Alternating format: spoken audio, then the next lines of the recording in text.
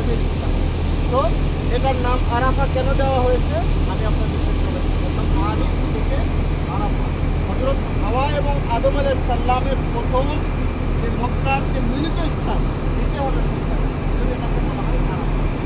দ্বিতীয় কথা হলো আমাদের সর্বকালের সর্বশ্রেষ্ঠ মহামানব মুহাম্মদ রাসূলুল্লাহ সাল্লাল্লাহু আলাইহি ওয়াসাল্লাম বিদায় হজের ভাষণ তিনি এই পাহাড়ের নিচেই দাঁড়িয়ে তিনি বিদায় হজের ভাষণ দিয়েছিলেন। আপনারা সকলেই জানেন বিদায় হজের ভাষণ ১৬ লক্ষ সাহাবা, কত সাহাবা? ১৬ লক্ষ সাহাবার সামনে তিনি ভাষণ দিয়েছিলেন। একটা আয়াত আল্লাহ তাআলার পক্ষ থেকে নাযিল হয়েছিল পূর্বের যুগের কথা অবস্থা। আয়াতটা কি? আল-ইয়াওমা আকমালতু লাকুম দীনাকুম ওয়া আতমামতু আলাইকুম নি'মাতি ওয়া রাদিতু লাকুমুল ইসলামা দীনা।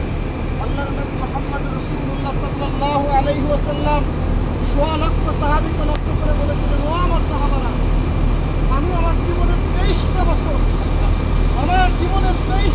আমি তোমাদের জন্য দিন ইসলামের জন্য এক নম্বর আমি আমার মাতৃভূমিকে ছেড়ে, আমার সন্তানদেরকে ছেড়ে, আমার স্ত্রী, আমার জনগণ, আমার ঘর, আমার বাড়ি, আমার পবিত্র কাবা, যে কাবা আমার হৃদয়ের ভিতরে ছিল, কাবা আমি মদিনায় হিজরত করি। এই দিনে ২৩টা বছর পর্যন্ত আমি তোমাদের কাছে আল্লাহর পক্ষ থেকে যে দিনের দাওয়াত ছিল, আমি তো তোমাদের ভিতরে আমার যে দায়িত্ব, আমি যে নবুয়তের দায়িত্ব তোমাদের কাছে পৌঁছে দিতে পেরেছি কিনা? সকল সাহাবা, সমস্ত ১,২৫,০০০ এবং ১৫,০০০ লক্ষ সাহাবা সকলে বলেছিল, আর আপনার উপরে আল্লাহর পক্ষ থেকে যে দায়িত্ব দেওয়া হয়েছে, যে নবুয়ত দেওয়া হয়েছে, যে রিসালাত দেওয়া হয়েছে, আপনি সেই রিসালাতের দায়িত্ব সঠিকভাবে আমাদের আল্লাহ